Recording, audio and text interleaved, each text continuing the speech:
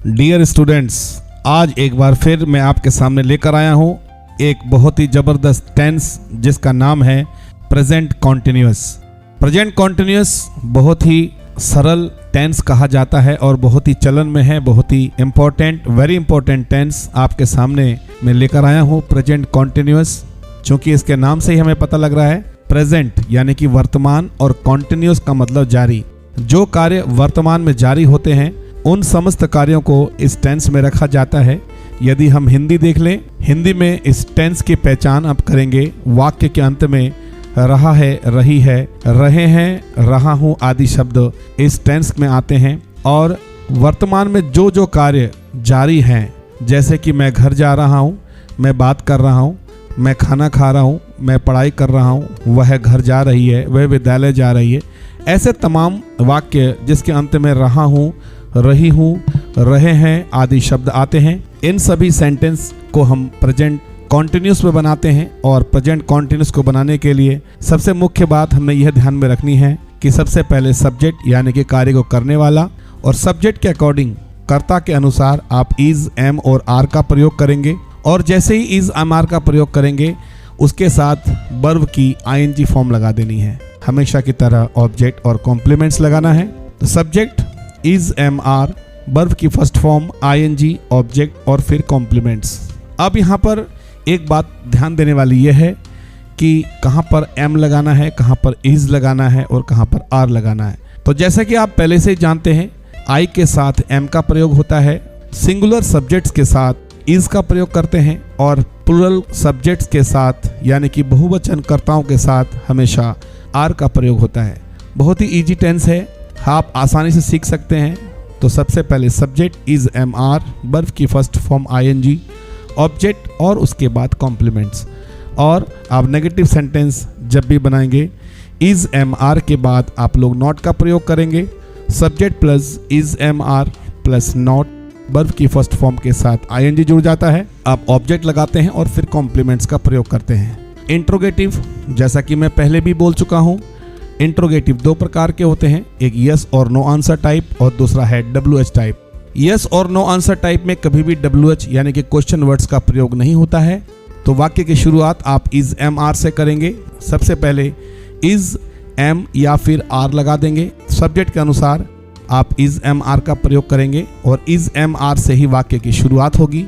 सबसे पहले आप इज, एम, आर लगाइए, उसके बाद सब्जेक्ट लगाइए। यदि वाक्य में नहीं का प्रयोग भी हुआ है तो यहाँ पर नॉट जोड़ दीजिए, वर्ब की फर्स्ट फॉर्म आईएनजी और फिर ऑब्जेक्ट और कॉम्प्लीमेंट्स। और अंत में आता है WH। तो WH में सबसे पहले आपने क्वेश्चन वर्ड लगाना है। ठीक उसी प्रकार से is, am, are, subject, not आता है तो नॉट लगाइए, वरना इसको स्किप कर जाइए। और फिर वर्ब की फर्स्ट फॉर्म आईएनजी के साथ और फिर ऑब्जेक्ट और कॉम्प्लीमेंट्स। इस प्रकार से आपके चारों नियम आपको स्क्रीन पर दिख रहे होंगे। आप इसको स्क्रीनशॉट ले लीजिए। मैंने कुछ उदाहरण भी दिए हैं, चलिए चलते हैं उदाहरण देखते हैं। जब तक हम उदाहरण नहीं समझेंगे तब तक हम वाक्य को बहुत बढ़िया तरीके से समझ नहीं पाते हैं। तो चलिए आपको दिखाते हैं उदाहरण। उदाहरण में सबसे पहले मैंने वाक्य दिया है, आप स्क्रीन पर पढ़ सकते हैं। पहला वाक्य, मैं अभी खाना पका रहा हूँ, आई एम कुकिंग नाउ। वह अभी अपना गृह कार्य पूरा कर रही है, she is completing her homework now. Way cricket खेल रहे हैं, दे आर प्लेइंग क्रिकेट। मैं यह कार्य कर रहा हूँ, I am doing this work. समस्त प्रकार के वाक्य के अंत में रहा हूँ, रही हूँ दिया हुआ है और ऐसा लग रहा है कि कार्य प्रेजेंट में ही हुए हैं। आप देख सकते हैं अकॉर्डिंग टू सब्जेक्ट यानी कि कर्ता के अनुसार ही इज, एम, आर का प्रयोग हुआ है और आईएनजी की फॉर्म सब में लगी है। नियम अनुसार ऑब्जेक्ट और कॉम्प्लीमेंट्स भी लगे हैं। चलिए अब चलते हैं नेगेटिव के एग्जाम्पल्स की ओर। तो नेगेटिव में सबसे पहला सेंटेंस में लिखा है, मैं आज विद्यालय नहीं जा रहा हूँ, I am not going to school today. वह कल दिल्ली नहीं जा रहा है, he is not going to Delhi tomorrow. हम आज खेल नहीं रहे हैं, we are not playing today.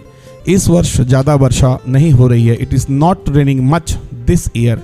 इन चारों वाक्यों को देखने के बाद यह भी पता लगता है इस टेंस में कुछ ऐसे कार्य भी होते हैं जो कि फ्यूचर की ओर इशारा करते हैं, भविष्य काल की ओर इशारा करते हैं, बनाते उसको प्रेजेंट कॉन्टिन्यूस में भी है।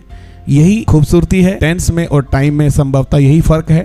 टेंस में प्रेजेंट टेंस के माध्यम से कई बार हमें ये देखने को मिलता है कि हम फ्यूचर के बारे में बात कर रहे हैं और कभी पास्ट के बारे में भी बात कर रहे होते हैं। तो यही खूबसूरती है। और इसके बाद मैं चलता हूँ आपको इंट्रोगेटिव सेंटेंस की ओर।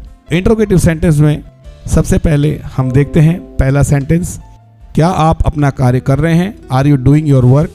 क्या डॉक्टर साहब मरीज का इलाज कर रहे हैं? Is the doctor treating the patient? क्या मेरी माताजी अभी खाना बना रही है? Is my mother cooking right now?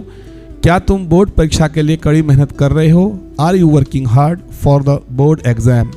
ये चारों प्रकार के वाक्य क्या से शुरू हुए हैं, इसीलिए चूंकि ये हाँ या ना वाला है इसीलिए इसमें WH का प्रयोग नहीं करते हैं। WH का मतलब क्वेश्चन वर्ड का प्रयोग नहीं करते हैं, सिर्फ हेल्पिंग वर्ब को ही सब्जेक्ट से आगे ले जाते हैं, तो यह प्रश्न बन जाता है। और ठीक उसके बाद हम लोग बढ़ेंगे WH क्वेश्चंस की ओर। तो WH में सबसे पहले हमारे पास एग्जाम्पल है, धोबी कपड़े क्यों नहीं धो रहा है? Why is the washerman not washing clothes? आज मास्टर साहब बच्चों को क्यों नहीं पढ़ा रहे हैं? Why is the teacher not teaching the children today? 10 अगस्त को कौन सी 2 टीमें मैच खेल रही हैं? Which 2 teams are playing match on August 10? मिस्त्री दीवार कब बना रहा है? When is the mason building the wall?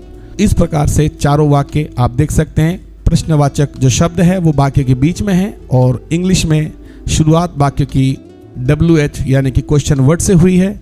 वह सभी वाक्य के अंत में रहा है, रही है दिए हुए हैं। तो इस प्रकार से आपके टेंसेस के चारों नियम आपको प्राप्त हो चुके हैं। और हमेशा की तरह एक बार फिर मैं आपके लिए लाया हूँ एक्सरसाइज जो कि आप घर पर कर सकते हैं। आप इन एक्सरसाइज को घर पर रिपीट करिए। किसी प्रकार की कोई समस्या आती है तो आप कमेंट के माध्यम से अपनी समस्या मुझे बता सकते हैं, आपको तुरंत उसका समाधान दे दिया जाएगा। Practice makes a man perfect ऐसा कहा गया है। तो जब तक आप प्रैक्टिस नहीं करते हैं आप टेंस को बहुत बढ़िया तरीके से सीख नहीं पाते हैं, इसलिए प्रैक्टिस करना बहुत ज़रूरी है। आप प्रैक्टिस करिए और किसी भी प्रकार की समस्या के लिए आप कमेंट करिए। एक बात और कहना चाहूँगा, जिन छात्रों ने अभी तक मेरे इस चैनल को सब्सक्राइब नहीं किया है वो इस चैनल को अवश्य सब्सक्राइब कर लें और बेल आइकन को प्रेस करना ना भूलें ताकि समय समय पर आपको नोटिफिकेशंस आते रहें। इसी के साथ आज की क्लास यहीं पर समाप्त करता हूँ। Thank you, bye bye.